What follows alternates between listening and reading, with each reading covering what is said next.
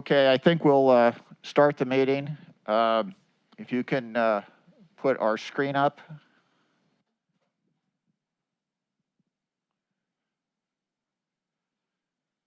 Very good.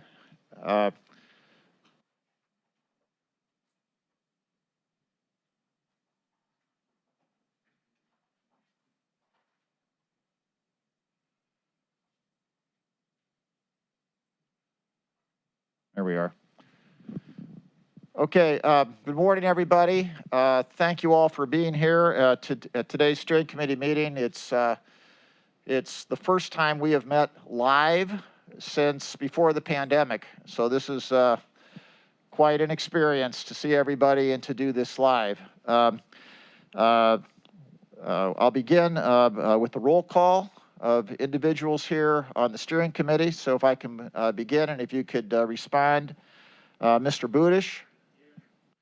Sheriff? Here. County Clerk Byrd? Here, good morning. Good morning. Public Defender Sweeney? Here, good morning. Ms. Williamson is here for the prosecutor. Present, thank you. Mr. Gallagher? Here. Judge Sheehan? Present. Judge Celebrezzi? Judge Early? Here. Good morning. Good morning. Ms. Langhenry for the mayor? Mr. Kelly, or his designee, has not yet arrived. When he comes here, we'll check in. And Ms. Widmer is here on behalf of the city clerk, correct? And I'm going to note there are no votes today, so we don't have any determinations. We're not going to be voting today, but we have a lot of important information and a lot of important material we're going to go through. Let me just take a second to walk through the agenda so everyone sees what we're doing today. We're going to start out and we're going to principally focus on the Correction Center project, although I will make a statement about what we will be doing for the courts in the future. We'll have a project status report. We're going to introduce our criteria architect team that you approved at our last meeting for selection. I'll talk briefly about the project budget, and then we'll talk about the next step in our process, which is the selection of a design builder. We're then going to go through the status of program confirmation. We had a preliminary program that we spent a lot of time and effort on with DLR. We are now going through what's known as the confirmation process, going through it in even more detail, especially in light of recent events. There's a lot that has happened since that program, COVID and everything about it has turned our world upside down a little bit, and we're still in the process of figuring out what life after that, or during it, I guess, it means. So we'll talk through that confirmation process. We'll share a little bit about the critical issues that are now under discussion in the design process. We're then going to talk about jail population and population management. This is a critical issue for us. You will all remember the direction that we had 2 years ago when we talked through the effort to reduce jail population. A lot of things that we wanted to do, some of which we have started to do, some of which we've been impacted on our ability to do. We're going to just talk a little bit historically about where that was. We're going to talk about what the current population trend is, what it means. I know the sheriff will talk about this and inform us all about what is going on. And then the decision to proceed really in a flexible manner. Here I said with add alternates. I don't think we're going to quite do that right now, but we are going to proceed with flexibility on our design decision for jail size, and we'll explain that. Then we'll go through, and that's the critical discussion today. Then we'll talk through the status of population management initiatives. What are the things that we said 2 years ago that we would do? What are we doing? What is left to be done? And we'll have an open discussion about population management initiatives. Then I'll talk briefly about how we're getting back to the court programming discussion and when. And then we'll have public comment. And once again, if you do want to comment, this goes back to the way we did it before COVID, which is there's a sign-in list. I'll take the list and I'll call on you to comment at that time. So with that in mind, let me first start with the Correction Center project status report. And what I'm going to do now is introduce two individuals, Jeff Goodell and Jason. If you guys want to just come up to the podium, Jason Wandersee from HOK. And I'm going to ask you just if you'll recall, we had at the conclusion of programming, or as that was concluding, we went through a process of selecting our criteria architect. It was a very comprehensive process. We had proposals, we had interviews, we showed you the results, but you didn't meet the individuals involved yet. Since that time, we've been working with our criteria architect team, led by Jeff and Jason. So at this point in time, I'm going to ask them to introduce themselves, just say a few words about their company and their roles, and then we'll proceed to talk a little bit about the process. So Jason and Jeff. Thanks, Jeff.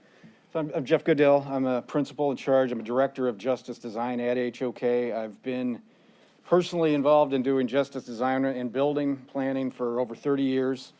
And so it's a real specialty, and especially a project of this scale, magnitude in this region is something that we've had some specialization in. We'll show just a couple of examples very quickly here in a couple of slides. And my partner is Jason Wandersee, who runs the project. Good morning, I'm Jason Wandersee. I'm a regional director of justice for HOK. Been doing this about 22 years, a little bit less than Jeff. Serving as the project manager on this development. So, you know, we have a great deal of experience, as I mentioned, doing this, and we're really proud and pleased to be with a very localized team of delivery who also has a great deal of experience, especially our partner at K2M, our partners at Osborne. And obviously, a lot of that work is being done here and will continue to be done here, and that was a big commitment that we wanted to be part of. So again, we bring the expertise along with that local delivery. It's really been a great process so far. One of our partners, Sandra Madison, is here with us today. Pleased to have them on board. Her team is going to really run the design of the sheriff's office as we get moving further down the road. I mean, you can see the rest of the team, but I think again the local participation and the fact that we brought on the right experts and the right experience to do this project for you successfully. Next one, Jeff.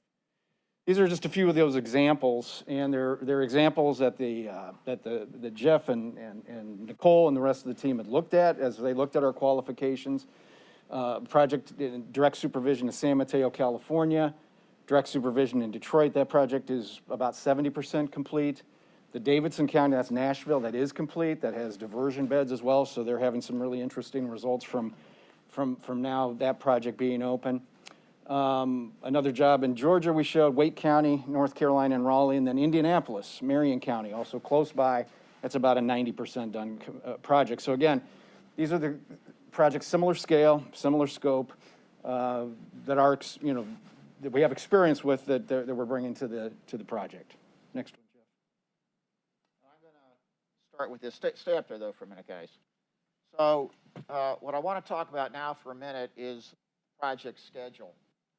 Now, what you see here, if you can make this out, and I shared this with you in the last meeting in different ways. I'm sorry. I have to remember to do this.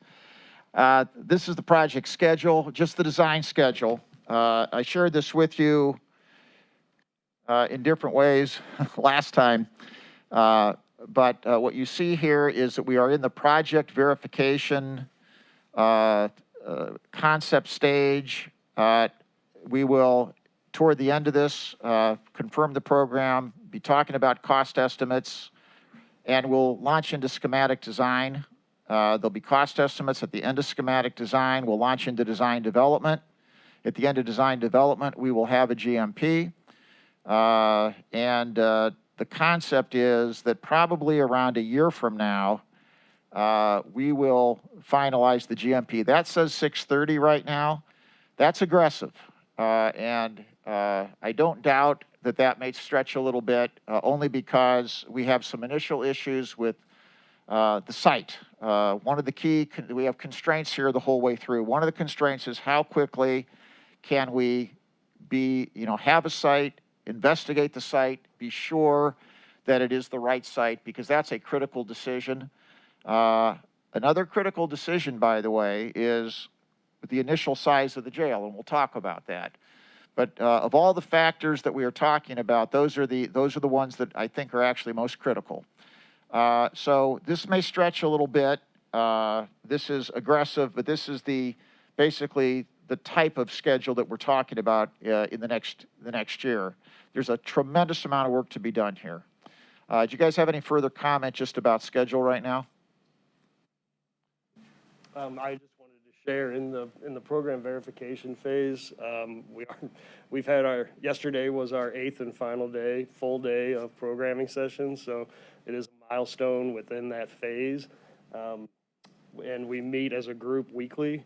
So there's a lot of action being taken place as we go forward. And as of right now, Jeff, we're on schedule, but I do realize there's a need for flexibility as we go forward. Yeah.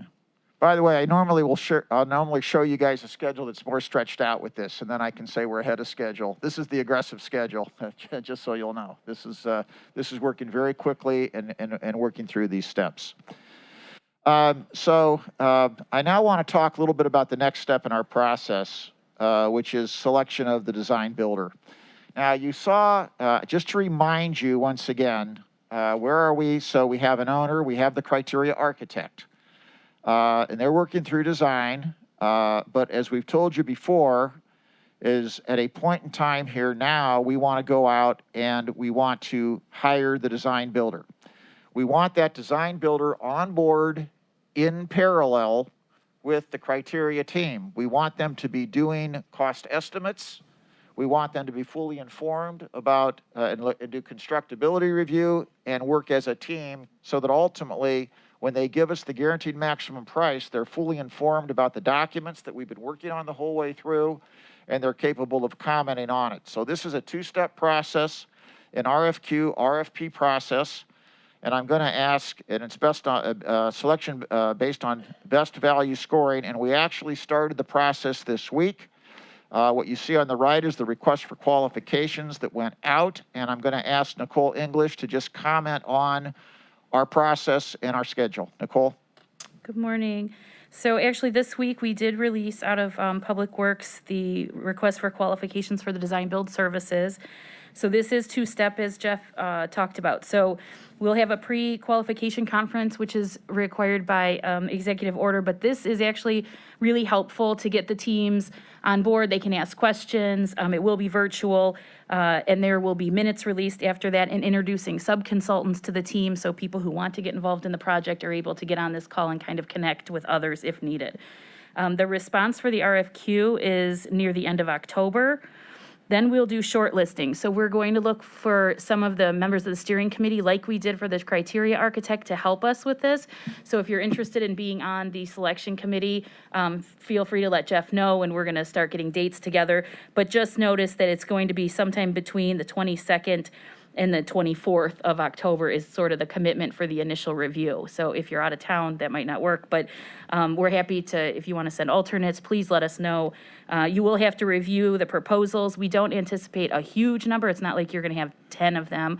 This is a smaller group probably that is submitting, so it won't be as much material probably to read at that time. Then we have to issue an RFP to the shortlist. So that's an internal document that we'll send out to the people that we shortlist. And so that then gives them an opportunity to dig a little further into the project. They'll submit some costs associated with their work at that time. So it's kind of a continuation of what they respond to the RFQ. Those proposals will be due early November. We schedule interviews on November 15th that week. So again, if you'd like to be on the selection committee, mark that on your calendar also as kind of a time that you'd need to be committed to this work. And then we're hoping that we can notify the winner around the end of November. Obviously, we'll come back to the selection committee for confirmation of our selection before we go into contracting. And then the anticipation would be we'd contract through the rest of the year, coming back to county council for approval in early January for the design builder. Thank you, Nicole.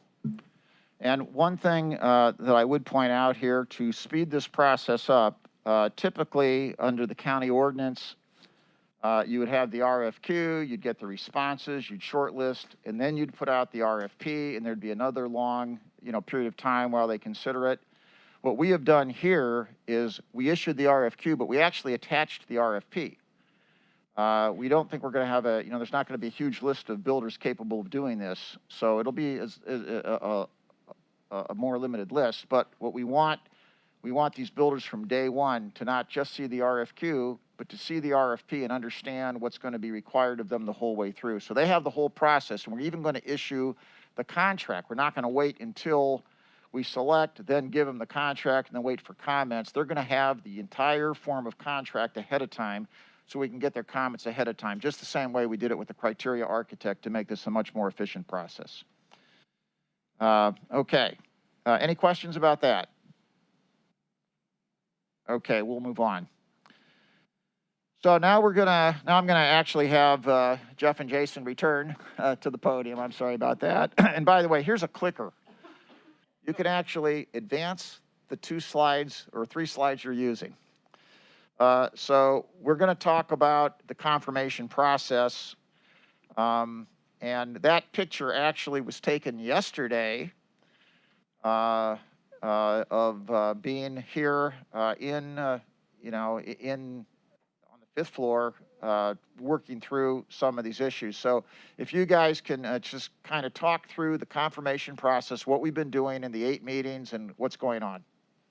Sure. So, we had a good program that we were delivered to us. And as Jeff mentioned before, though, from the time that program was finalized, through the pandemic, through some other, just current issues with criminal justice, it was incumbent on us to check back in with the sheriff, with the jail administrator, Rhonda, and everybody to confirm what's in this program. So we've been through that process. It's changed the nature of some of the beds in one particular case because of how they've handled intake and classification since the pandemic. They've actually got a system that I think they want to continue with that's been effective for them to understand who inmates are, who should be in the jail, who might be more eligible to be diverted, those types of things. So we've been through that process. As Jason mentioned, we finished that yesterday. We've talked about potential tours. We're trying to get that lined up to find the facilities that most that profile best with what Cuyahoga County is looking at to get some tours done. And that's not just for the jail operations, but also the facility folks, the people that have to run this facility for years. We'd like them to see how these facilities are put together as well. We're starting on the process of just starting on some concepts and starting to look at some generic site fits to see, just how much space we really need for this facility. Is it going to be 2 levels or going to be 3 levels? How does the sheriff's department integrate with the jail? At that point, then, we are going to be developing, and we are starting to develop cost models, very important. We need to know how much it's going to cost to build the facility. Also, though, concepts on how much it will cost to run the facility. And along that line, review the staffing requirements. We know that, staffing is really your most important resource of all resources, and we have to really be mindful of that and work very closely with your stakeholders to make sure that we have a place that can be a great place to work and can be, sustainable for staff retention and be a place of choice to work for Cuyahoga County employees. Next one, or I guess I've got the clicker. Just a few other key elements. One of the ones, and I think it's important, is a decision. Originally programmed, the Sheriff's Department was looked at as being a separate facility from the detention center. But really, the way that the department is organized and with the synergy that can happen between the detention center and the Sheriff's Department, we've made a decision that would really serve best to actually combine these facilities, put them together, and then have shared resources. So that, in a sense, is also a way to save money and to actually increase the quality of those resources, like training areas and that type of thing for staff. And so I think we actually get more out of it by the combination than if we were doing 2 separate facilities.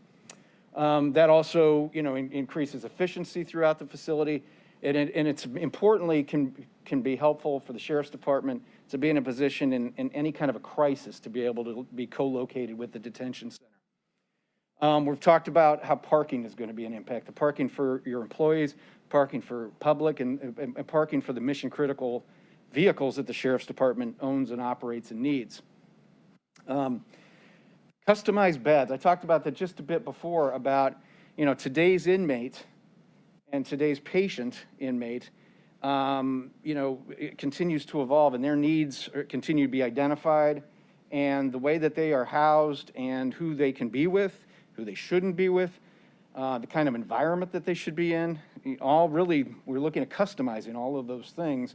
And so we're going through that, looking at the customization, but at the same time, being able to have some continuity between the units so we don't, for efficiency of construction, that type of thing. So it's a balancing act that we have to reach. And we're working very closely with the stakeholders on that. The specialized intake and assessment I talked about before, that really, in fact, that I think the need of that program, the value of it is increasing, and we've recognized that, and we're really putting an emphasis on the design of the building to accommodate that fact.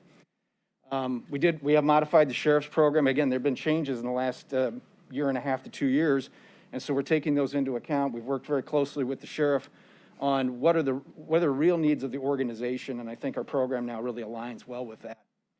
I think importantly, we're benchmarking against similar projects. We showed some of the similar projects, so every time we talk about what's the right amount of square footage, what's the right amount of inmates, what's the right amount of staffing, how should we do food delivery, we're able to bring these examples in and talk about how other folks have done it, what they've liked, what they haven't liked. But I think in terms of also numbers, square footage, those types of things, we're able to compare those things very, favorably and make sure that we're staying, within the rails of where we should be on these things.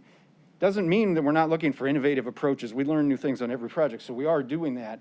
But we are using that experience from other projects at least to be a check on the other types of things we're doing. And the last thing, there was programmed in a first appearance court to be live at the facility. We're really looking at video. Video has been extremely effective. And, and certainly we're talking about the whole relationship between the detention center, having inmates go to court, come back from court, that type of thing. How's that going to work? How does that work on the site? How does it work at the facility? And you see just a couple of examples of some of the other buildings, but the floor plan, the green at the bottom left, is an example where we're going to be heading next, where we start to lay out these housing units and have them efficient, have them staff efficient, but also bring in adequate daylight, have an enhanced environment compared to some of the older environments that are not effective and not working very well. Jason, anything you want to add to that? I think you covered it. Okay. Thank you. Thanks. And I do want to point out the issue of combining the sheriff's administration and jail in the single building. A little bit historically, when programming started, as you will recall, we had made no decision at the outset as to whether this would be a separate building, where the jail would be. So the programming for both a sheriff's administration and the jail were separately programmed. And at that point in time, we did not have our current sheriff. Rhonda wasn't there actually at the beginning. I don't think Bob Corey was not there at the beginning. So our programmers proceeded with the staff at that time. Our programmers indicated that a future decision would have to be made as to whether these facilities could be combined. And our original programmers did say that there would be efficiencies if it was done. Since that time, we now have the sheriff, our current sheriff of Island. We have and the entire staff. They came together with our criteria team and in a very collaborative way talked about how, yes, we absolutely could gain efficiencies if we combine these functions. So philosophically, everybody's on board, and it's going to be a more efficient and effective building, and actually operationally more efficient. I think the sheriff has indicated that it will make his operations more efficient also to do it this way. Difficulty hearing? I'm sorry, I'll keep it closed. I keep forgetting that this mask impacts how loud I am. So that's all a very good situation. Okay, we're now going to move on and talk about really one of the critical issues we need to talk about today, which is jail population and population management. So by way of background, I just want to put this all in perspective, and I want to remind you of where we were a couple of years ago and where we have been. So to begin with, remember that in 2013 and 2014, there were assessment reports and planning report. And while it was not a big feature, in the 2014 planning report, it assumed a jail population of 2,600 by 2030. And that was in that report, and that basically had something to do with looking at trends at that time. When we started our planning process in early 2019, and you'll all remember that we had Karen Chin come in and Curtis Pulitzer and others in the planning and programming process. And Karen did a pretty good in-depth analysis and review of where we were at. And she noted, and there were a lot of graphs that were presented and information, but a critical one is what you see there, which was the jail population, basically from 2009 through 2019, which is the information she had at the time. And if you just look at and forget about the increase in 2018, but if you basically just look at the 1811 and the numbers that you had before that to the 2019, you were essentially seeing a 15.5% increase in jail population over time. What Karen pointed out was now that was not all housed in the downtown jails. We had alternates for where these individuals were housed at different times, Euclid, Bedford, and even taking some of those folks to Geauga County and other places. But that was the jail population. The observations were made at the time was that our jail population was going up at that time, but every other trend, every other number that would normally inform you about jail population was going down. So the general population was going down, crime was going down, arrests were going down, and the criminal caseload, they were all decreasing at the same time the jail population was increasing. So the observations that were made, that Karen made, is she said, look, I can do historical analysis with a number of details, and I can show you a high growth forecast, I can show you a moderate growth forecast, and I can show you a low growth forecast. And this was all information that was presented. But the observation that was made at that time is that while there had been discussion about system change, no real meaningful system change had taken place. There were a number of things that were discussed that could occur. And the question was, if we could change the system, how could we reduce the jail population? And there were forecasts about what happened if you did it, forecasts about what happened if you didn't do it. But the bottom line was that in 2019, there was acknowledgement that, and a belief by the members of the steering committee at that time, that those numbers could be brought down through system change, which had not really yet been either employed or certainly not maximized. And there were a series of ideas and things that were talked about that everyone agreed could make a difference after a lot of study. And this is a partial list, but it included diversion, central booking, bail reform, having a jail expediter coordinator, utilizing a jail population committee to monitor the situation, pretrial services, and there was a list that was provided. The question at that point in time was, how much of an impact would this have, and when would the results show up? And there were discussions. Questions were, would this have a 10% impact over time, a 15%, a 20% impact on lowering jail population? Efforts were commenced on a number of fronts, and the general thought was that in about a 2-year period, we should start seeing results if we were not impacted, or if something unusual did not occur. I'm saying if something unusual did not occur. We didn't actually say that. Something unusual did occur, though. So what that resulted was, and this was September 17, 2019, and this was one of the determinations that was made at that time, and I want to remind everyone of what the steering committee said, and there were several that were done at that time about what we were going to do for jail population management, but this one said, the steering committee determines that there are significant opportunities to reduce the population of the jail through a systemic approach to jail population management and reforms consistent with the commitment to public safety. We therefore determine that planning should proceed based on an assumption of a rated capacity for the jail of no less than 1,600 beds. Some have asked me, didn't we commit to 1,600 beds? No, we committed to no less than 1,600 beds. So nothing precluded us from including more beds in the design, although quite honestly, 1,600 beds was sort of the ultimate wish list for how low we might be able to make it go.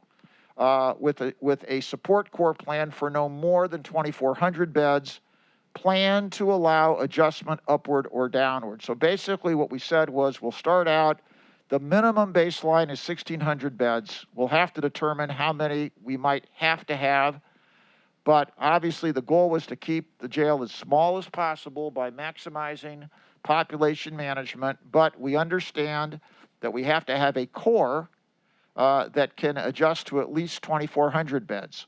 So the concept was we will build a number. Maybe it's not 1,600 beds, but also hopefully not 2,400 beds. It's going to be a number, a lesser number. The core will support 2,400 beds, and if over time we have to add beds, we could add them, basically, think about it like a modular units. We could bring on units and add them in. They're already pre-designed. We know exactly how to do it, and they could be done quickly if needed. That was the flexibility that we talked about. Everyone understanding that the current building has no flexibility. It is what it is. You can't really conveniently add or subtract beds. So this was basically the initiative that we talked about at the time, and that many of you, not every one of you, but many of you were on the steering committee at that time, and you'll recall how that came about. So the question is, what's happened since then? Well, we all know that 6 months later, COVID hits.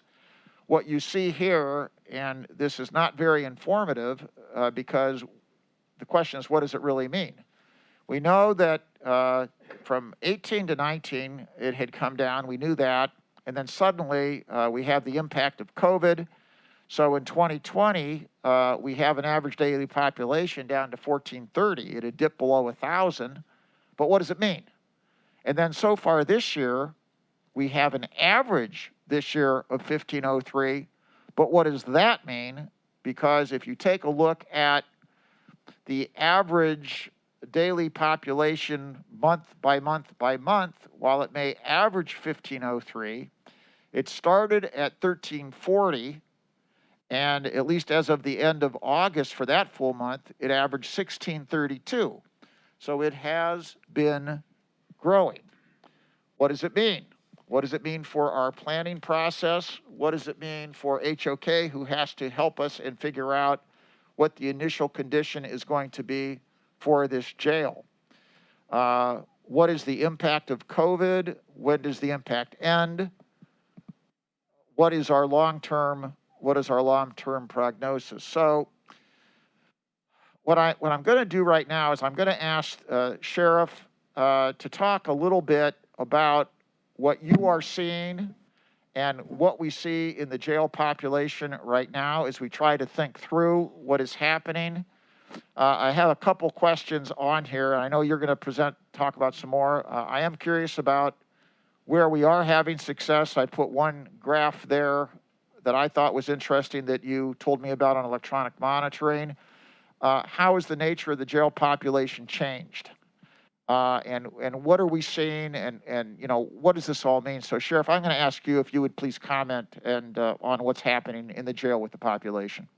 Sure. Thank you, Jeff. I think the numbers that Jeff presented a little bit earlier in the presentation reiterate what we all know, and that is pretty consistently over the last decade, Cuyahoga County Correction Center housed just over 2,000 inmates, with the exception of 2017, 2018 during the initiation of the Cleveland contract. That was pretty consistent numbers for a decade. In 2020, the COVID pandemic happened, and everybody banded together unilaterally to take some unprecedented actions to reduce the population in the jail, to keep everybody healthy and safe, both inmates and employees, and I appreciate that. Some of the things that happened, some of them were intentional, some of them were unintentional. Unintentionally, I believe law enforcement activity dropped to near zero, especially at the beginning of the pandemic, because there were a lot of unknowns related to interpersonal contact at the time. We had a lot of our low-level felony offense cases dismissed outright immediately at the time. A lot of bail reform processes were fast-tracked and increased so that we could allow more offenders to be put out on bail. I know that grand juries were discontinued for a period of time, so no new cases were making their way into the system. And my predecessor, the former sheriff, put into place a number of different restrictions preventing low-level and sentence misdemeanors that were nonviolent from being taken into the jail. And those are restrictions that remain in place to this day. All of these actions and other influential factors combine to artificially depress the number of inmates by a huge margin, and that's why you saw that dip at one point down to 1,000 inmates. I believe what we're seeing now is a rebound to more realistic case volumes than what happened last year. Law enforcement is arresting and indicting offenders again, and in fact, heard at a meeting with Dr. Gilson yesterday that violent offenses in Cleveland are up significantly per capita as compared to the rest of the nation. So those people are actually being arrested and brought into our system.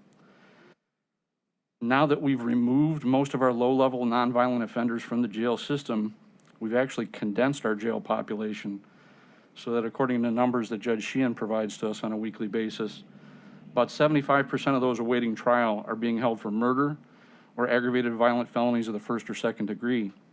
And these are inmates that cannot be released safely into the community. What we're seeing for the last week is that the inmate population has bounced between 1,600 and 1,650. This does not include the over 500 offenders who are being continuously monitored by the Sheriff's Department on electronic monitoring, which is the graph that Jeff pointed out to you. This is about an increase of about 200 prisoners daily compared to the beginning of the year. Consistently, the largest category of inmates in the jail are those incarcerated pre-trial at about somewhere between 75 and 80% of the population pretty continuously. And we are booking roughly 75 new intakes a day and releasing as many as ordered, and unfortunately that's a little bit shy of that number, as why you see the slow increase over time. But I want to make this point to you. Our current general population numbers, if we add those to the additional electronic monitoring that we're able to do, which is around 200, and we combine that with a forecast of where we would be if the sheriff's restrictions were lifted, allowing sentence misdemeanors to be re-intook into the jail, that puts us at about 2,000, which is historically where we've been for a decade. And so if we go to the question that Jeff asked in his slide, where are we having successes? I believe we're having successes legitimately with electronic monitoring, having a great impact on the actual number of bodies that are incarcerated. We're having successes with bail reform and with the judges looking at different types of bail that's available to get people out of the system. And if you consider the fact that our volume of 2,000 prisoners, we are currently only holding just over 1,600 of those, I think is reflective of the work that's been done by various different stakeholders and committees to make sure that we're maintaining a minimum population at this time. And we have yet, unfortunately, where have we not seen efforts yield success, we have yet to see how a fully operational diversion center is going to impact on those numbers. Our central booking process is not yet begun. Central booking construction has started. We don't expect that will be done till the end of this quarter, fourth quarter of the year. And we do have work to do with regards to specific position of jail population expediter. And I believe all of those things will have an impact on population moving forward.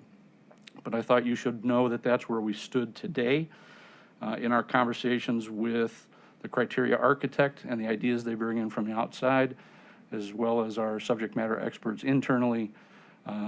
That's why what Mr. Applebaum is presenting to you today is being presented. So thank you, Jeff. So, to be clear about. Thank you, Nicole. I should have just gone back to this. To be clear about what we're talking about, and I just want everyone to keep this squarely in mind. So the current population today is around, and we're going to use the number 1,650, And that's basically 1640, and I think, Bob Curry, there's 10 individuals that we account for that are not in our jail right now. So if you looked at that, now keep in mind, and we've talked about this before, in order to figure out your rated capacity, you always have to think of a number which is higher than that, because you have the operating capacity, but you build to a rated capacity. There's a grossing factor. That's 0.85. So you divide it by 0.85. So if we just use the current population today as the base and just use the grossing factor, you'd be at 1941. That doesn't account for any negative impact of the elimination of the COVID restrictions that the sheriff talked about. Of course, it also doesn't account for diversion or any other positive factors kicking in. So the question is going to be, what is the prediction? What are we designing for? Keep in mind one other thing that is an issue for us. We can design with flexibility, and we can design to add units, but at the end of the day, not even at the end of the day, as we go through the design process with the state of Ohio, they're going to be looking at our plans, and they're going to approve the plans. They're going to be reasonable, and they're going to work with us. They've been very good to work with so far, but we would not build a jail that is too small from day one, nor would they permit us to do that. They would, if we say that we're going to do something in the future that has shown no impact today, it will be difficult for them to believe that you can build a smaller jail relying on that impact. They would say, fine, build it, and if those things kick in, you obviously, you build it so it's flexible, so you can downshift and so you can create dark spaces or take spaces out. But it's going to be very difficult to build from day one based on trends that we don't see. If the trend is not stable or coming down, it will be difficult. That is the challenge. So we have two challenges. We have the design challenge of staying flexible, but we also have the continuing challenge, and I'm going to say this, I think there's a lot that the sheriff has talked about, and I know that everybody involved with jail population is working hard, but every additional bit we can do makes a massive amount of difference in terms of our cost of the jail that we have to build and the cost of operations. So we're proceeding right now with flexible scenarios. Once again, we have this minimum base case, which is the minimum case that we talked about at the steering committee, which is a rated capacity of 1,600. By the way, that would imply getting our jail population down to 1,360, which I don't think is a reality as to where we're going to be, at least not immediately. And building to a 2,400 core. As our designers move forward, they're going to have a couple checkpoints. They're going to design with flexibility, and we'll probably right now ask them to do cost estimates and a full checkpoint. And we've picked two numbers here. I won't get into the details. One of them would be a rated capacity of 1904, which would be getting our daily average population down to 1618. A second one, a checkpoint number 2, is a jail of 2120 rated capacity, which would have a checkpoint, which would have a operating capacity of 1802. And even that could be a challenge given what the sheriff has told us. We really need to work hard to see if we can't continue to bring these numbers down through whatever means. We are going to have to make a decision toward the end of the year, at least about an adjusted minimum base case. We'll continue to build in flexibility, but we must plan for the reasonable, what I call the reasonable worst case. Not sure, we could always have a worst case, a terrible worst case. We have to be reasonable about that, but we have to plan for it. But once again, the benefits of continuing to press for immediate and continuous jail population reduction can't be overstated. And the question is, what can we do? What can we do in the short term? And I'm going to come back to this in a few minutes. We're going to, first of all, talk a little bit about the status of jail population management initiatives right now, what we're doing.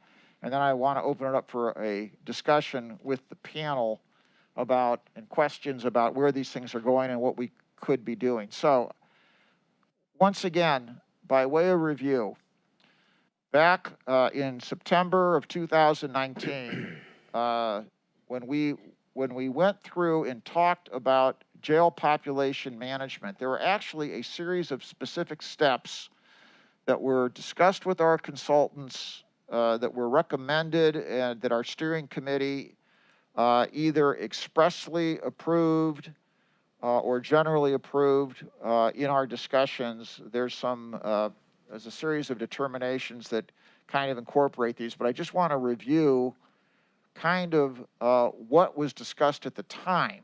And for the speakers who are going to speak in a few minutes, think about what was discussed at the time and the efforts that are made and where they fit in. So here's what was discussed at the time.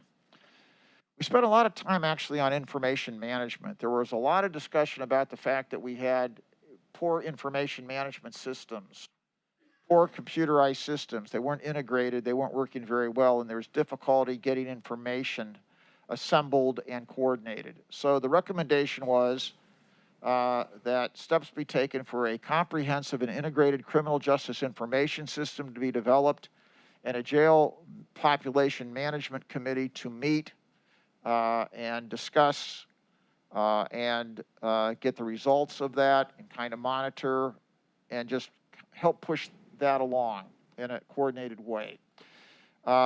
Two specific things that were talked about were actually forming a jail population management committee and also having a role, and it was variously talked about as a jail coordinator or a jail expediter, someone who would actually get involved heavily, and that was their mission.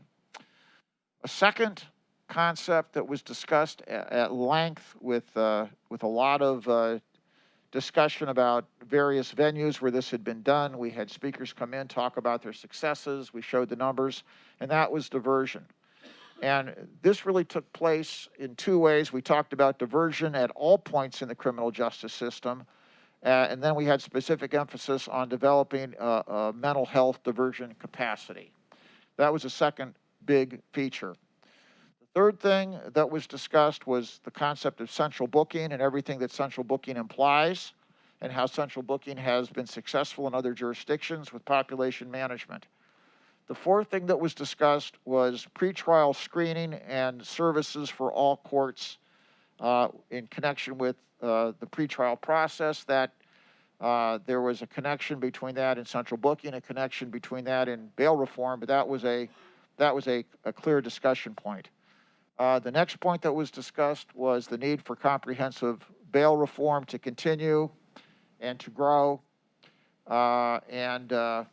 I did actually have a repeat here. The jail expediter coordinator, it's a repeat of what was above. But those are the main concepts. Understanding that members of the committee couldn't, in and of themselves, control every issue on this list, but this was the list that was presented in the discussions, and it was the idea that all of these things, moving forward with all of these things, having a plan for it, could reduce the jail population. And yes, Sheriff, I know that we had the 2000 kind of standard, but frankly, it was the belief of the committee at that time, because they were actually given a choice. Do you think when all these things impact, when they cut in, is it 10%, is it 15%, is it 20%? At that point in time, the steering committee said or believed it would be at least 20%, which is part of how you got down to 1,600, even though that's not, there's a difference between population rate and capacity, but that's kind of where that discussion was at the time. And that was a discussion that, once again, it was not a promise, it was not a guarantee, it was not a prediction, it was the aspiration of everybody to move that forward. And to that end, I think a lot of people have done a lot of things in good faith to make that happen. So what I want to do now, I want to go through a few of these topics, and we're going to start as Brandy. Where's Brandy? There's Brandy. Brandy, do you want to come forward? We're going to start with just a diversion update.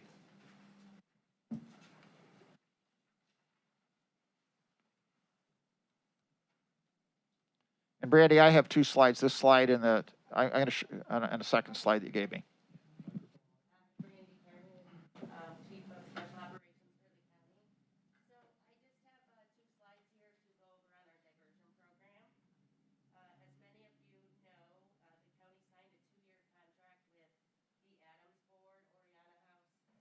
Oh, thank you.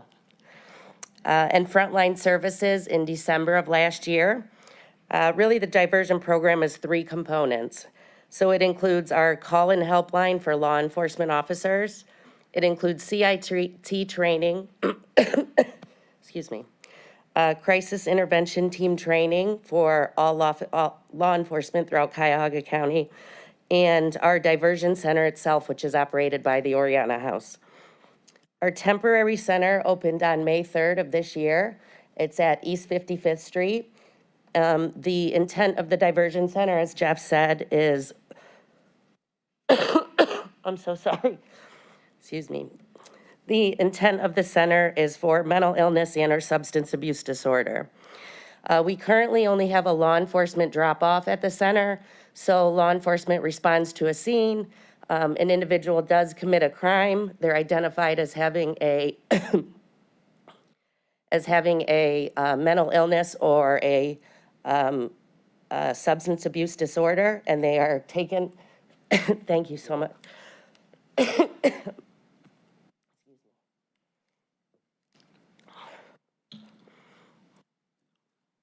Rough morning. Sorry. You get choked up Oh, my talking about goodness. diversion. You get choked up talking about diversion. Made me nervous, then I kept coughing. Okay, I feel better now. Sorry about that, everybody. So the diversion facility is a 50-bed facility for individuals with substance abuse disorder and or a mental illness. The intent of the facility is to address acute need. So 5 to 7 days is the average stay anticipated for an individual, although some individuals can stay up to 9 days, but that's the maximum stay. The county's intent is that the acute need would be addressed at the diversion center. They would then be transferred to complete their treatment at another facility in Cuyahoga County or a surrounding county. Next slide, please. We do have a diversion board established with 9 members, and I've listed the entities that provide appointments to the board here. We've had 2 meetings to date. They address looking at operations. We have a number of metrics that are received by the providers that come to the county on a monthly basis that we review and look at. As the sheriff alluded to earlier, the numbers at the diversion center aren't where we'd like to see them at. It's a process. It's new for law enforcement, them using the center. Currently, up until approximately a week ago, it was only for misdemeanors. The prosecutor's office, so thank you, did recently send out a memo allowing for certain F4 and 5 felonies, which is great to expand options for taking individuals to the center. Additionally, we have recently had discussions about opening up the center to other opportunities. We are looking at offering it up to family and friend drop-offs as well as self-referrals. So we have those options. We have the beds available. Why not use the beds and the services for the need that's out there in the community? So that does sound like something we're going to do soon, but we haven't made that determination yet, but probably in the near future we will allow for it. We're continuing to promote the use by all law enforcement agencies. Excuse me. Our Public Works Department did sign a contract in July of this year with a design architect, Perspectus. They are currently working on site recommendations for a new diversion center. They're looking at 3 sites that the county owns currently, and they'll provide recommendations to the county. And we're looking at the numbers, the amount of bed that's most appropriate, the number of beds. We're still looking to maintain the population of the mental illness and or substance abuse to be diverted. Again, as I noted on the bottom, we're looking at admissions requirements, opening up to other opportunities, and we'll continue to expand based on need, but the intent will always be for diversion from the criminal justice system. So I apologize if I wasn't clear this morning. Is there any questions that anybody has? Brandy, I did have a question. I know there was a time the Cleveland Police were not utilizing the diversion center. Has that changed, or is that still mostly people coming from the suburbs? So thank you for that question. Cleveland Police has used the center, although fairly small numbers. The police chief, Chief Williams, is on the diversion board. We're still working with them. You know, we really expect to have large numbers from Cleveland Police over time, and that isn't there yet. I think to date, there's approximately 10 individuals that they've dropped off. So we're hoping that will soon change, but we're working with them. All right, thank you, everybody. Thanks. you. And obviously, I'm just going to point out that the challenge is to see, we want to see these numbers increase in the short term because we want to find out what a stabilized number could be while we're in the planning process. So it's critical to see numbers change in the short term so we really know the impact of these programs. If we don't see the change in the short term, we can't count on it in our planning process. That's just a fact, and we need to be mindful of that. I think, Bob, you're going to fill us in on interim central booking. Bob, this is... Oh, thanks.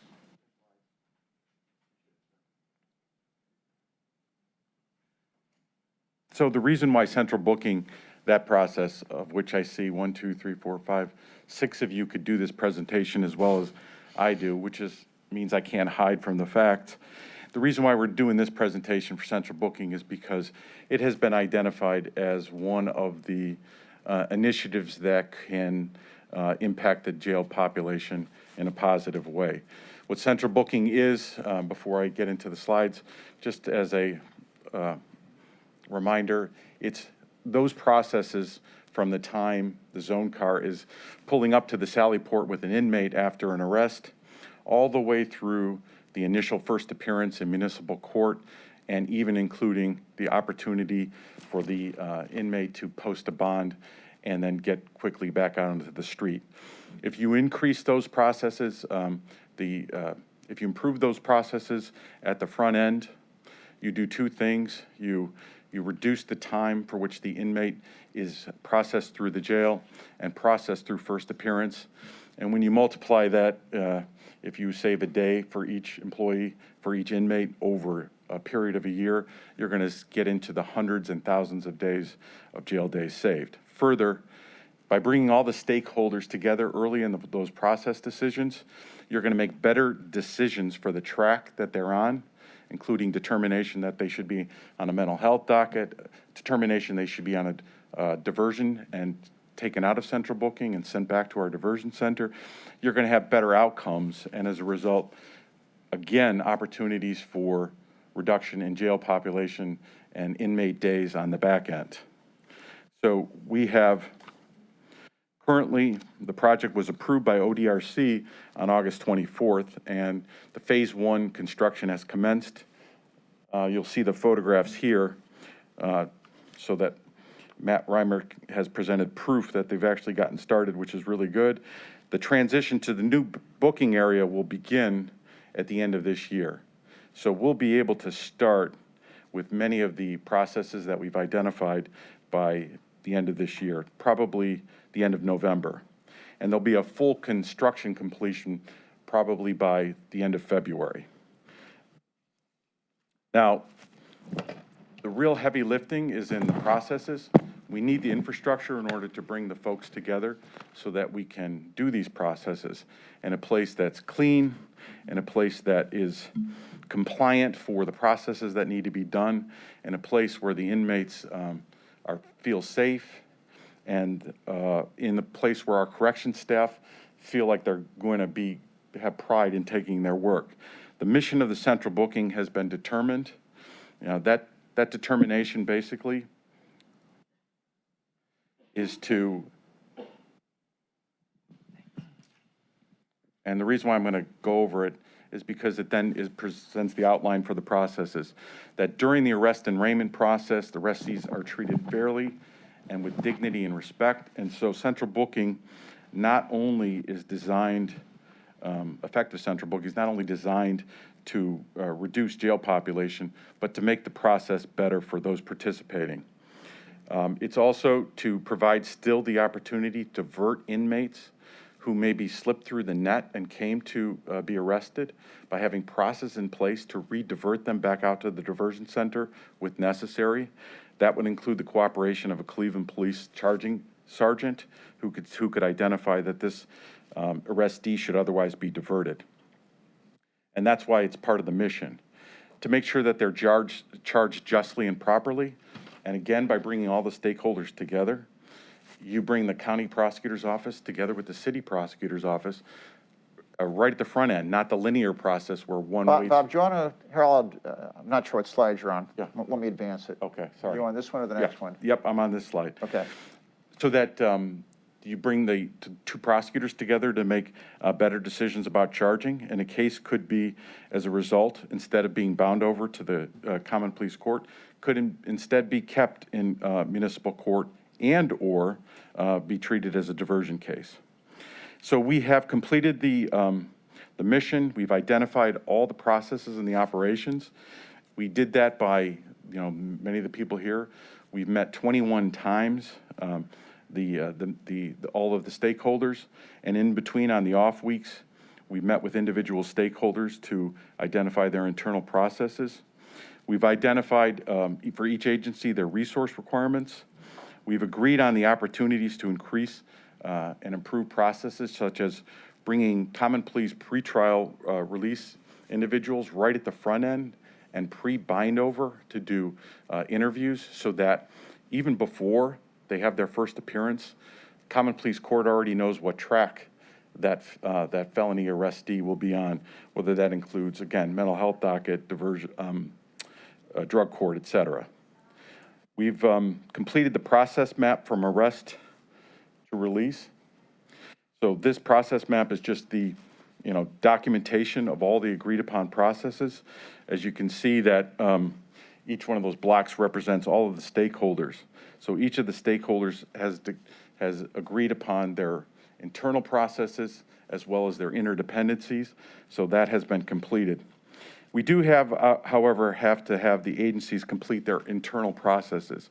So for example, we know that inmates will be held in open waiting until, let's say they're going to get their public defender interview or their pretrial services interview, but the jail has to determine who's going to escort them. How are they going to be notified when it's their turn to see the public defender? Those internal processes have to be completed. We've determined a data sharing and technology requirement among the stakeholders to support that, and with help of the county prosecutor's office, they're going to complete the technical solution and the interfaces to the required systems. At the same time we're doing this, there's two big systems coming online. The jail's going to have a go live with X-Jail within the next couple of months, and municipal court is going to be moving to Odyssey from Courtview. So some of the dependencies for this dashboard will be reliant upon or dependent upon the completion of those two steps. So then, as far as the work groups are concerned, we have completed the process map, and now we're going to complete a individual inmate process map, so we could see from the inmate's perspective how they move through central booking, and that will further shed light on any process improvements necessary. So with that, I'll ask if there's any questions. Okay, and Bob, thank you. And if you could just stay there for a minute, because I'm going to have you speak on this next topic as well. So, as you recall, it was the idea that we would have a jail expediter or jail coordinator or jail management position. This was one of the important ideas that we got from our consultants. And I know there's been a lot of discussion about this role. I think at this point in time, as I understand it, this has been thought through. It's been divided up into two actual roles based on expertise. And I'd like Bob to discuss these two roles, how this vision is coming about, what the county is now doing to try to fulfill these roles and hire for these positions. Bob? So when I came to the county, there was already a recommendation and a recommended job description that came from the consultants. This job description that was provided to us was an amalgam of best practices around the country. And when we did recent research on it, we see at least 8-10 examples of this type of approach, a jail population manager. One of the reasons for the delay in implementation was ensuring that we had a new sheriff in place because it was going to be essential that there was investment by the new sheriff, an understanding and a belief that this was appropriate. Sheriff Violent is in place. Sheriff Violent has reviewed the job description, and he does believe in its appropriateness and is invested in it. In additional analysis done by the sheriff, myself, Chief of Staff Bill Mason, it became clear that the job description that was provided to us was actually 2 positions, a data analyst and a data miner, and a jail population manager, someone who understands the criminal justice process at a high level, has enough experience and gravitas to be able to work with the stakeholders to then use the data that the data miner would provide in order to work with the stakeholders to enhance policies that would ensure the lowest necessary jail population, to then help implement those policies among the stakeholders, and then to continue to work with them to get buy-in and, in fact, enforcement to comply with the agreed-upon policies. Is the jail properly expediting people to ODRC? Is pretrial services continuing to do interviews at the front end? And the jail population manager would continue to ensure these processes are followed, and even granularly look at an individual inmate and then reach out to the necessary stakeholders to help process or move that case along so that that inmate could have the best result and a corresponding reduction in jail population. So those 2 positions were in fact created. The senior business analyst, intelligent analyst already existed in the county and was perfect for the duties to be able to do the data mining, do the data analysis. The good point about that is there is constantly, and many of you can attest to, a need for jail data. We have the Stepping Up program needs jail data. Diversion program needs jail data. Social services and Metro Health needs jail data. So this analyst will be able to be that data miner, data analyst for all these purposes. So we'll be able to leverage that across all these requirements. That position will be posted tomorrow. The jail population manager position will be posted next week, and we'll move timely with interviews, et cetera, to make these 2 come to fruition as quickly as possible. And Bob, just to clarify, can you explain who these people will report to? Oh, thank you. The data analyst will be a jail employee and will report directly to the sheriff.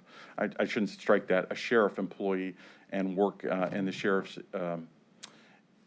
information unit, internal affairs unit, in compliance unit. Thank you, sorry, Sheriff. And so they'll be able to provide services across the entire sheriff's operation. The jail population manager, the one that's going to have to be that broker, is going to be put in the best place to be independent of the jail's interest, independent of the court's interest or the municipal interest, and that person is going to report directly to the chief of staff. The reason for that is it's the best place to put them for the most neutrality, as well as reporting to the chief of staff emphasizes how important this position is to everyone and provides the gravitas that person will need in order to get some of the things done that are necessary when working with all these stakeholders. Thank you. Any questions? Any questions about those positions? I think we will have questions about how this all works together in a couple minutes, but are any questions right now about these positions? Okay, thank you, Bob. So The next question is, and I'm going to give you a little bit about this. There was actually, thank you. There was actually an inquiry that was made. It actually came from council, Councilman Miller, actually, asked about whatever happened to the Jail Population Management Committee, which was one of the things that the steering committee talked about implementing. And to go back, what I have here, this is an excerpt. So there was a determination passed in September of 19. This is actually the tail end of an even bigger determination. And this was sort of the global statement about wanting to emphasize moving forward on all of these jail population management ideas. But one part of it did talk about a jail population management committee being appointed. Now, it does say it should be appointed by representatives of the steering committee. It doesn't say which representatives, by the way, to begin the process of developing a comprehensive and integrated approach to jail population management, including the development of a criminal justice information system that will allow data on key management indicators for informed decision-making and allow monitoring over the multi-year planning period of jail renovation and or construction and beyond.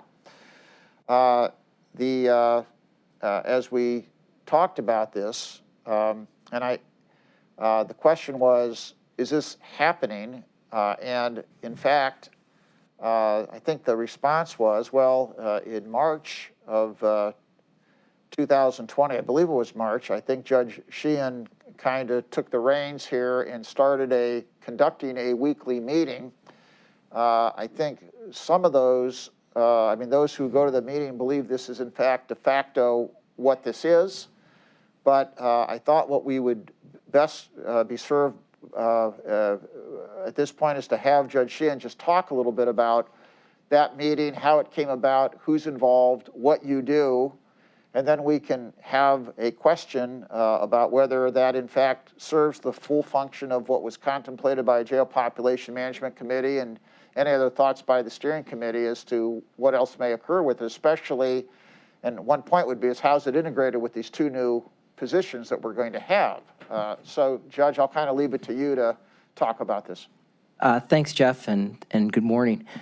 First of all, I'd like to say that this committee was formed based on this document, but it wasn't. In March of 20, as everyone knows, we had to deal with the jail population and how we reduced it at that time, and the sheriff did a nice job explaining how that all occurred. But what I noticed is it was done with collaboration of everybody getting together, the prosecutor, the public defender, the sheriff, and everyone working together.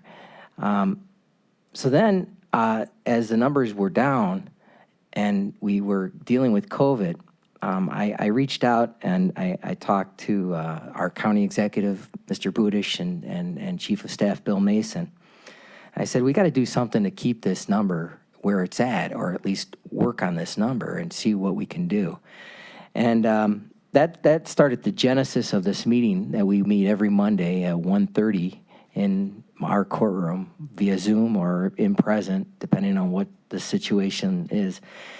And I'd like to go over who's at that meeting first, just so everyone understands and talks about it. And I have to tell you, these meetings are not easy.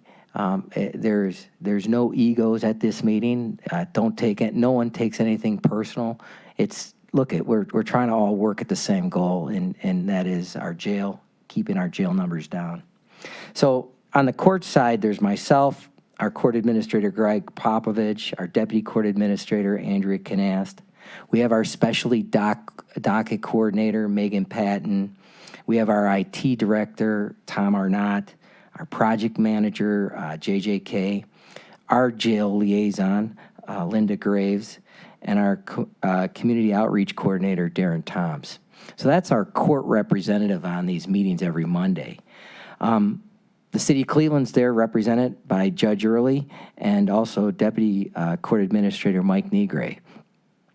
Prosecutor O'Malley is there every week, along with his first assistant, Lisa Williamson. Our public defender is there, Colin Sweeney. Our chief of public safety, Mr. Corey, is always there. Sheriff Island, Rhonda, our jail, our warden, Warden Henry, Associate Warden Kevin O'Donnell, Associate Warden Jennifer Frame, Associate Warden Philip Christopher, Lieutenant Janke, Lieutenant Joe Greiner, Ken Kochevar, our clerk, who never misses a meeting, by the way, Naila Bird, and her chief of staff, Laura Black, and the criminal division manager, Crystal Lawyer. They're all there every Monday. I'm not done. We have Metro Health there. We have our Metro Health, Dr. Bruner, when called upon, and Mike Tobin. They show up when needed. So these are the folks that get together every Monday. And if I forgot someone, yell at me. I'm looking down the line. I'm not sure. I wanted Judge Leslie Celebrezze to come, but she's like, I don't know how domestic relations has anything to do with this, but she wants to come. She says she'll be there. What we do, we talk about the current numbers. And I tell you, there's stress on those numbers. It's not like we sit there and, oh, well. No, every Monday we get these numbers, and we look at the jail numbers, and we're concerned. I cringe. I joke with Bob Corey and Bill Mason about it. I cringe every Monday thinking, oh God, what's this number going to be today? We review the number of COVID cases sitting in that jail. COVID protocols are a big issue. We talk about transporting. What's the number of transports? What's going on with the Ohio Department of Corrections? Are they taking our prisoners? What's going on with our halfway houses? How are those working? And then we also talk about we look at our own house. What's going on in the court? What's happening with the court numbers? What's the probation violation numbers? What are the problematic cases? Why is this person still sitting in jail for so long? What's going on with this person? DNA collection protocols. What's happening there? Why is this happening? Zoom hearings. Believe it or not, Zoom has given lawyers a great opportunity to do visitation in the jail rather than having to come into the jail. How are the Zoom hearing? Attorney visits. What are those protocols? We worked on cases. We started noticing from these meetings, what's going on? How is a 1976 capias, an individual coming into our jail? We talked about capias recall projects. What's going on reviewing those capiases? We talked about one of the things that the sheriff mentioned was the number of violent felons in our jail. And I have to tell you, that number is today 87% of our jail population are individuals waiting on serious violent offenses. 87%. And looking at those offenses, we said, well, what's one of the things we have going on? And we started looking at, well, medical records. What's happening with medical records? Why are medical records a big delay in our jail? Cases waiting. This committee brought every hospital representative to this commission.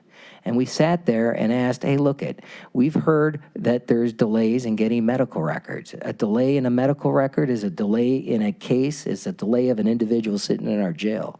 And when I say medical records, victim medical records, defendant's medical records, getting them in discovery processes so we can get things done and move cases forward.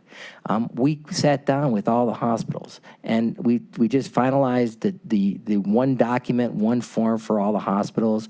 And we'll see how that works out. But to reduce the amount of time a felony 2 sits in jail because of medical records and how we can get that discovery expedited. We hear a lot about the stakeholders' concerns, the sheriff's concerns, the clerk's concerns, the different individuals in the court. It's communication. And with that communication, we deal with the issue. And what we also understand is the right hand now knows what the left hand is doing. Everybody understands. So when I get a call from a judge saying, why is this happening? I could explain what's happening and what the protocol is, or I can explain to the court what's going on. Vice versa. We especially with protocols and with COVID. And this communication is vital. It's important. And it was created not because of this, but it was created because we saw what a collaboration of everyone together, how we can work together and get things done. So that's where we are. And that's what we've been doing. And I welcome any questions on that. Questions from the, so my first question, let me ask this question, Judge. I know it wasn't created in response, go ahead. Oh, I thought I had the lavalier on. Can you hear me okay? So Judge, when you look at the description, and I know this all came about after COVID, if you look at the description of what a jail population management committee is doing, is it your view that this is in essence the jail population management committee? Absolutely. I mean, when reading this, obviously whoever created this back when, the steering committee which created this, obviously knew what they were talking about. But I think it fits what this idea was set to do.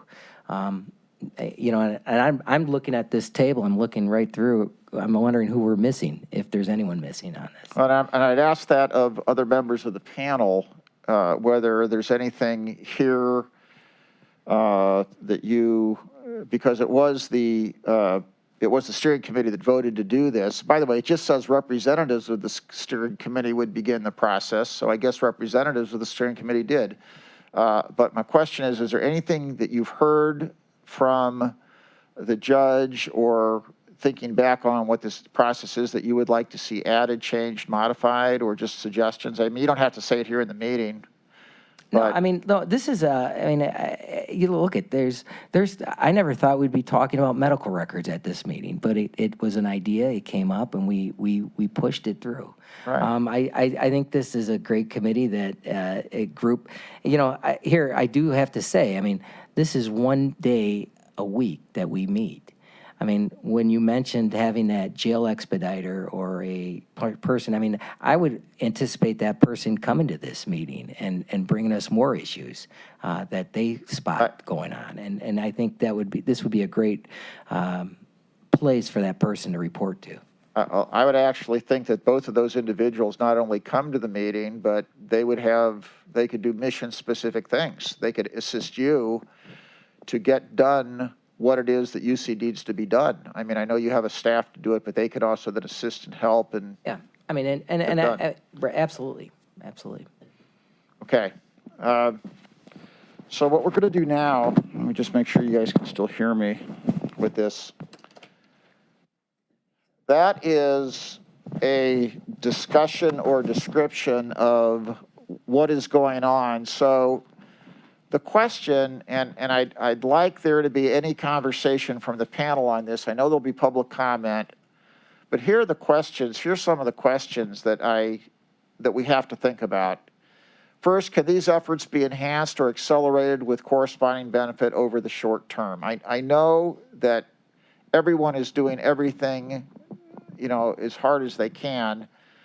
The point I need to make, though, is that the results of what we do over the short term are going to be critical, because as part of jail planning and what kind of jail size can be accepted, if the numbers continue to go up in the short term, it's impactful on what design we can start with. If numbers can go down, it's very impactful. So efforts that can be made in the short term to accelerate what you're talking about pay enormous dividends. I'm just going to say that. They pay enormous dividends if they can be done now. So the question is, can anything we're talking about be enhanced or accelerated? So, Judge, you're going from a 24-hour day to a 48-hour day to do this. That's question number one. And then the question is, can we realistically and sustainably reduce our jail population in the short term? It's really that's the second part of it. Can we? Third thing is, can we reasonably predict future jail population at this time? I've heard a variety of thoughts about where we are going, a variety of thoughts about when diversion kicks in, what it'll do. We know what happened in other jurisdictions. We know what happened in the ones that we've studied. We've heard the testimonials, and the numbers are clear what other jurisdictions have done. The question is, what prediction can we now make? And You know, and these, by the way, these are not questions I'm going to call on somebody to answer. These are the discussion points. Given we do have institutional obstacles, we all recognize them. Can we achieve jail population reduction ultimately to the same degree of success as many other jurisdictions, given whatever obstacles we have right now? You know, are we going to be capable of doing what other jurisdictions have demonstrated they have done? And are there other steps the steering committee members would like to have considered in terms of jail population management or reduction? And I would ask if there's, you know, maybe we have no discussion right now on this, but if there is discussion or comment, and we're going to, and I would open this up, is there discussion or comment on any of these questions right now? Because I'm going to tell you that all that the design team can do and all that I can do is react to the numbers that we see. You know, we can't, and we have to see, and the question is, what's the impact, what's the prediction, what do we think is going to occur? So let me just stop there and ask for comment from members of the panel.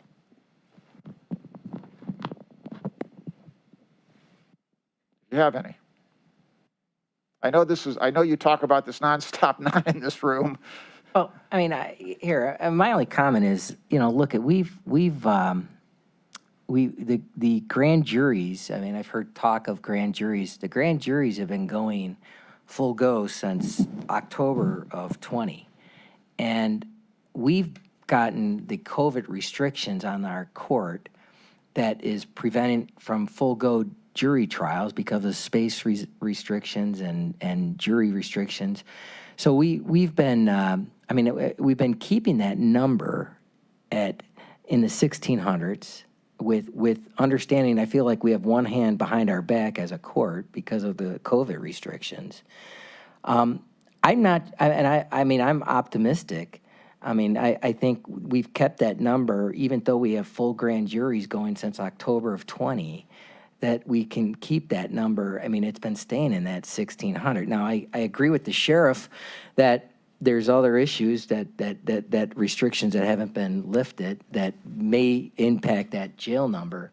But it's certainly, I'm optimistic that when things open up more on our end, that the diversion, central booking, the courts aren't restricted on trial limits.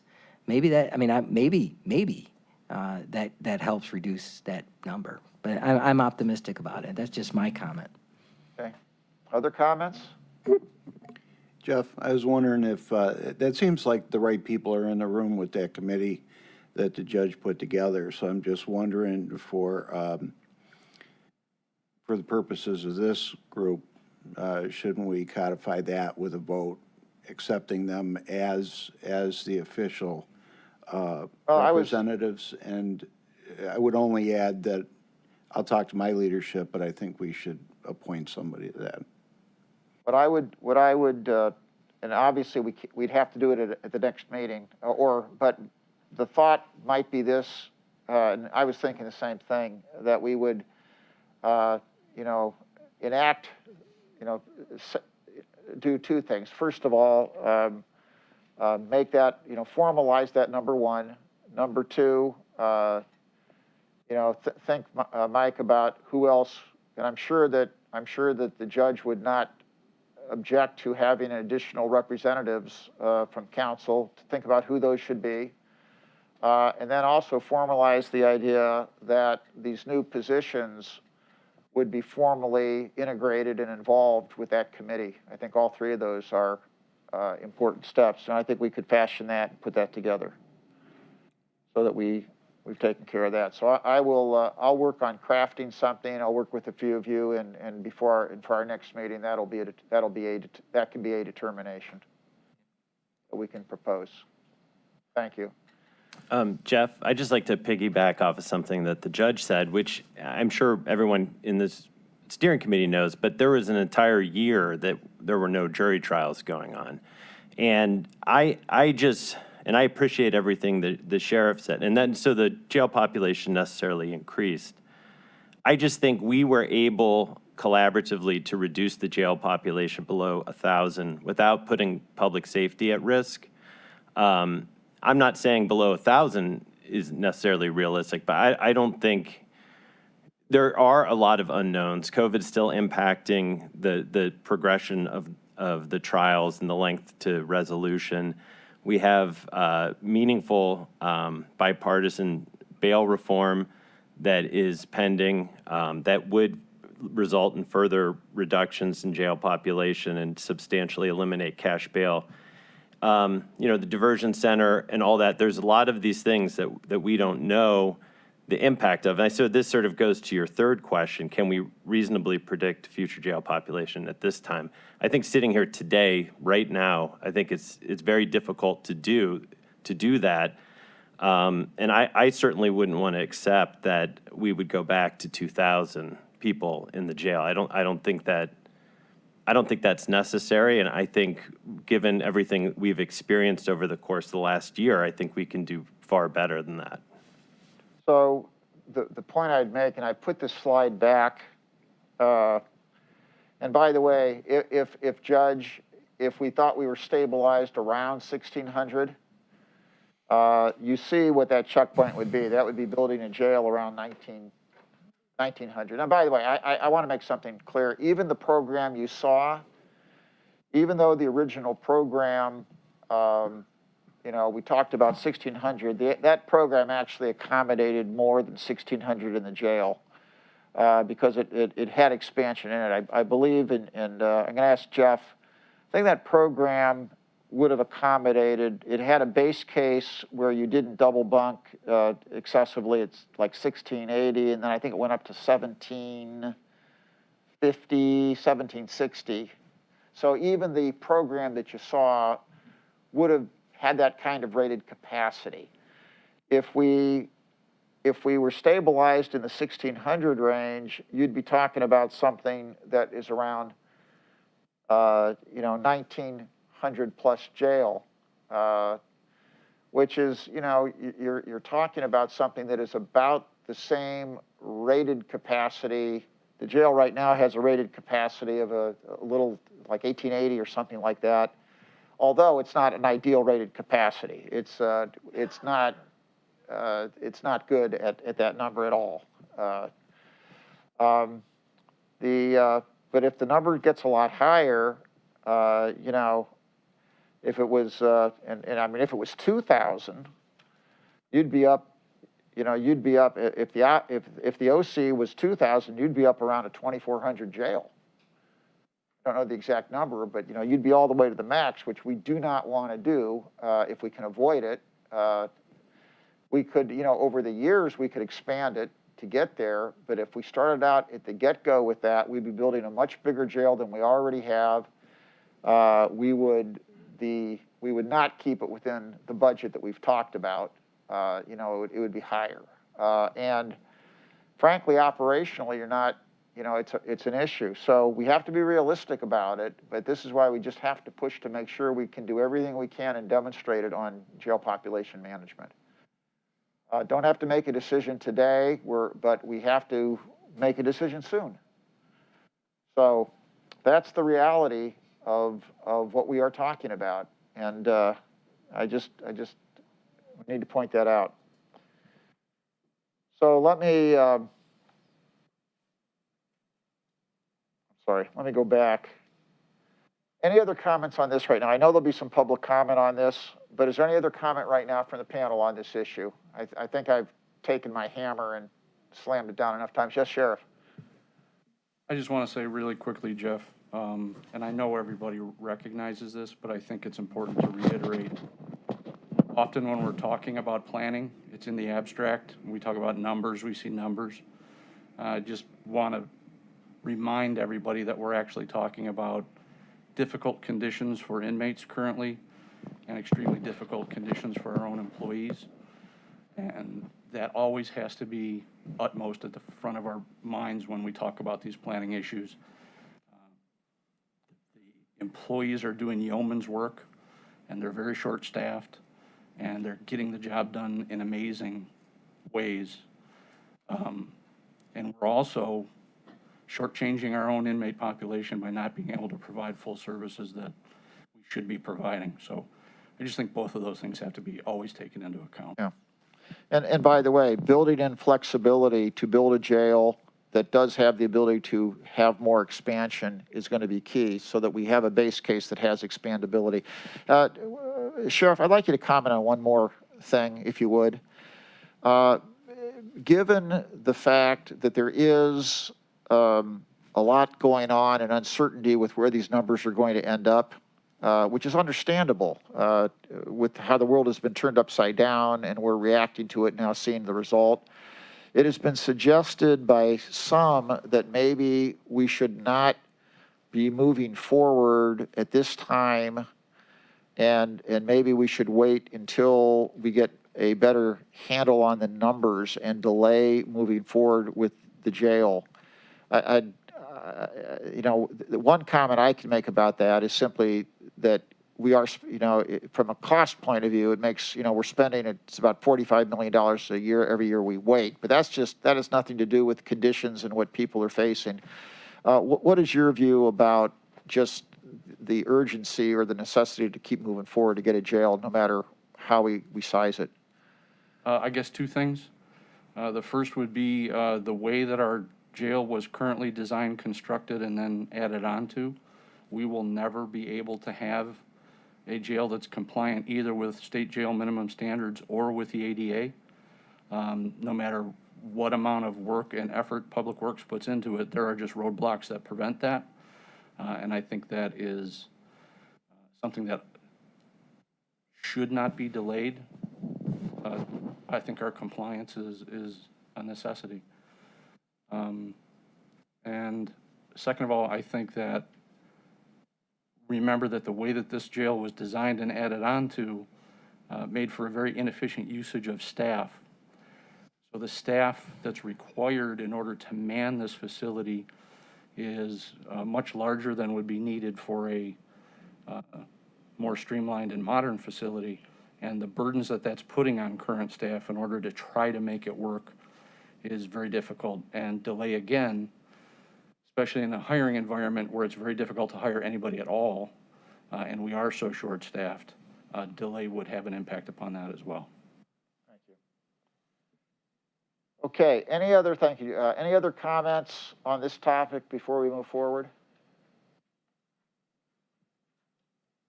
Okay, one thing I would like to do, and I forgot about this, I'm going to look to Mr. Budish. There was an announcement yesterday, and I did indicate that we would talk about this today. There was an announcement yesterday about the financing plan for the jail. I'm not sure that everybody necessarily heard it, so I would ask you just to take a second just to talk about that plan. Sure, and we can provide any additional information people want. I'll just take a second to talk. Very briefly, we have looked at a lot of alternatives for financing. We're basing our financing decisions on determinations made here that the jail would run somewhere around $550 million. I think the financing plan would still hold if it goes higher, but you know, at some point we won't be able to afford it. The financing that we'll be presenting to council, and they make the final decision, will be to extend the existing 1/4% sales tax, which currently applies to the bonds for the convention center, global center, and hotel primarily. That generates something in the range of about $50 million a year. I want to note that this is an extension. It is not a sales tax increase, despite what the plain dealer might say. The fact is that nobody will be paying more sales tax after this goes into effect than they're paying right now.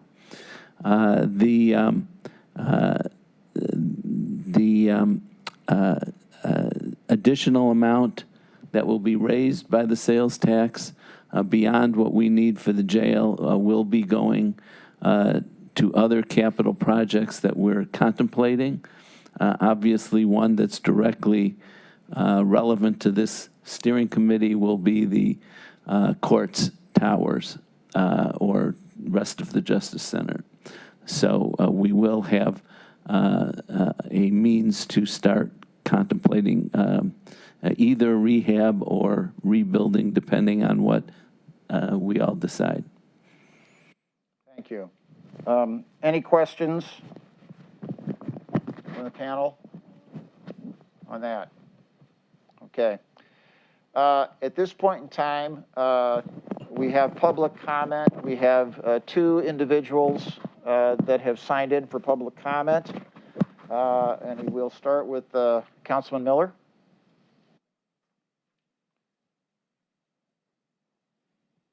Thank you.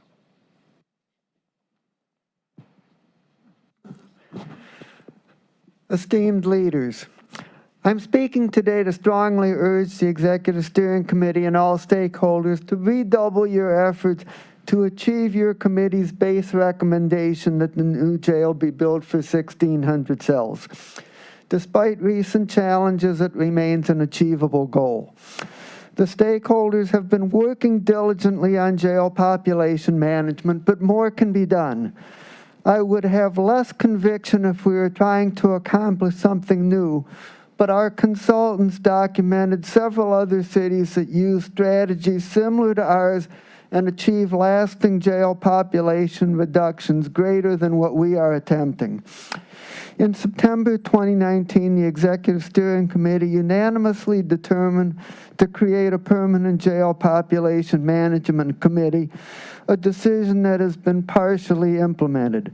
Now is the right time to review whether anything more should be done structurally to assure maximally effective jail population management, as you started doing today. We are challenged by temporary issues. The uptake on the diversion center has been slow, but that can be corrected. Central booking is not yet online, but under construction and scheduled to open around January. Sheriff Violent testified at Tuesday's Public Safety Committee meeting that the courts are not operating at pre-COVID capacity in holding trials and resolving cases. He did say that some are not being admitted to the jail due to emergency conditions, but full operation of the courts will at least balance that off. Finally, Sheriff Violent said that the 1,400 population that we had earlier this year could have been a sustainable number if not for the surge in violent crime this summer. I believe the surge is temporary, fueled by higher stress and less opportunity to reduce stress in the COVID environment. It would be tragic if we build a larger jail than necessary due to temporary challenges. Unfortunately, we are at high risk of just that happening. Executive Buttigieg's press release yesterday referenced the jail size of 1,900. According to your cost analysis, building 1,900 rather than 1,600 would cost the county $400 million in construction and operating costs over the life of the project. We have a basic, fundamental, and moral choice to make on whether to spend $400 million to lock people up in jail or spend $400 million to help people become economically and socially successful. The choice is ours. It will fundamentally alter Cuyahoga County's future. Please stand firm on the 1,600. The design is flexible and we can add cells later if it's really required. But let's not throw in the towel before we even start. The 1,600 cell size with an implied average population of 1,360 is reasonable, moderate, and achievable and in the best interest of our county, and I urge you to stick with it. Thank you very much for hearing my testimony. Thank you, Councilman. We have a second comment, Kareem Hinton.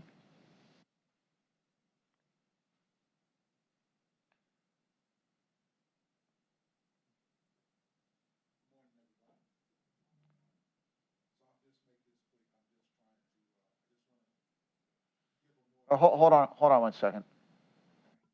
Thank you. Well, again, good morning, everybody. I just want to give a more vivid depiction of what the sheriff alluded to earlier. I want to piggyback off of what he said regarding that the priority should be with regards to the staff in the jail as well as the inmates that are in there and what they're going through. I want everybody, so when he says what he says and when I say what I'm about to say, I want you to understand that these are people and there needs to be this sense of urgency. Sir, could we have your name? I didn't- My name is Kareem Hinton. Okay, thank you. You are welcome. So I want you to understand this. So there are conditions in there where they're having plumbing issues. So this means that raw sewage is sitting in their toilets in the cells where they're housed. And it does not get fixed until the time that they can get to fixing it. And it's over a period of days. They of course have too much access to COVID-19, which should be another sense of urgency that we should have, getting them away from that exposure. They have limited access to legal representation. There are times in which their attorneys, whether a court-appointed or a public defender, is not able to visit with that client as a result of phones not working, as a result of being, I forget the terminology, but like yellow zone and red zone. But when they are under those conditions, oftentimes they're being denied access to possibly getting interviewed, to possibly get out of jail, and they're being denied access to their counsel. So I want folks to keep that in mind. But the extended periods in which they are in sales, and of course there are all kinds of other things. We could bring up inside the vents, the fecal matter from rodents. And we're in the middle of a pandemic. This affects your respiratory system, so that's not helping it. So I just want folks to have a sense of urgency and really have a vivid picture in their mind when they hear what the sheriff says about having them, as well as the staff in there who are having to deal with this, breathe in this same air, deal with those same unhealthy conditions, and people who are up under a lot of mental duress. It's not safe or good for anybody. So I just wanted to say that so that folks had a vivid picture. Thank you. I think I skipped something in the agenda, by the way. Let me go back. I apologize. I mentioned this, but I did have the note about the plan for return to court programming, and I just want to be clear that what we are going to do, having solved everything about the jail, we're now going to also return back to the court planning discussions. And the way we're going to do this is we are re-engaging. We still have our original planning group to complete that task. As you may recall, we were going to have a meeting in April, and we had some workshops with a number of you leading up to an April session on the courts that we postponed for a variety of reasons, primarily just the focus at that time on the jails. But we are going to return to that in November. We have to gear up again. There is some change, and we do have to go back to some working groups because we don't want to just come into a session cold turkey without having done going back to the discussions with the courts. Judge will probably do once again, set up those sessions like we did before. But we're working right now with our planning team to set that up. The idea being that we'll probably try to get working group meetings toward the end of October, set up and scheduled, and then have a session, a date to be determined in November, where we'll also return to court planning while continuing to work on the jails. No, I just want to say thank you to Executive Budish and this steering committee, because a lot of the judges have asked, hey, we're supposed to do this simultaneously, what's going on? And I appreciate Executive Budish yesterday clarifying, hey, we haven't forgot about the courts, and I'm glad I'll go back to the bench and say, let's get this working and see where we go. Thanks. We will. So with that, I'm sorry, go ahead. That's okay. I'm just going to ask Executive Budish. I got to go up there. You might want to identify yourself. Sure, for the John Russo, citizen, I live in Westlake. citizen. Okay. I just wonder, just really the process, like how it goes to the council and how long that really takes for the general public, even myself, and how long that might take in determining funding. And then second, I think I go to you is there ever a time where we make a determination of renovation versus build on the Justice Center? Shouldn't that be something that happens before we start talking about design? Are we renovating or moving, or do we do design and then make that determination? Thank you. Thanks, Judge. Let me go to the second question first, and then I'll let you respond to the first question. On the second question, we are not doing anything on designing courts. The only thing we are designing right now is the jail. We are not making any assumptions with respect to the courts. If you'll recall, going back many, many months, we had gotten to a point where we had made the decision. I'm sorry, let me make sure you can hear me. We had gotten to a point where we had made a decision to do a standalone jail. We still had two options on the table for what to do about the courts. One option was to still continue to look at renovation, and the other option was a new downtown courthouse on a site to be determined, not on the existing site, but on a site to be determined downtown. And so we had left it there, Judge. We haven't gone further. Is it going to be the next phase to start choosing between the two? Well, we're going to start up again in November, and there was actually a presentation that our consultants had been working on to take the next step in April. So, and what it was an analysis. It was a side-by-side analysis. And I'll just tell you what we did. We did a side-by-side analysis of renovation versus build new, pluses, minus, costs, et cetera. That has to be probably redone. I mean, that was, it's 6 months, 8 months old. We have to look at it again. I think we presented some of that in some workshops, but we hadn't come to the meeting yet. So that's where we left off, and that's where we're going to continue. But we're not getting design ahead of the decision. There's been no decision made whatsoever. And I think that's the second part of your question. Do you remember the first part of the question? Yes, thank you. I mean, we're prepared on the executive side to move quickly. We feel urgency on this, as has been referenced by the sheriff, and I think everybody here feels an urgency on this matter. So we're prepared to move. We haven't yet developed a schedule with council, but we will be doing that shortly. Anything else, Judge, on that? You're okay? With that, I think I thank everybody for showing up in person. I think it does make a difference when we can see each other. We have a lot of challenges and a lot of work to do, and hopefully we'll be meeting more frequently now again. But thank you, everybody, and we are adjourned. Thanks.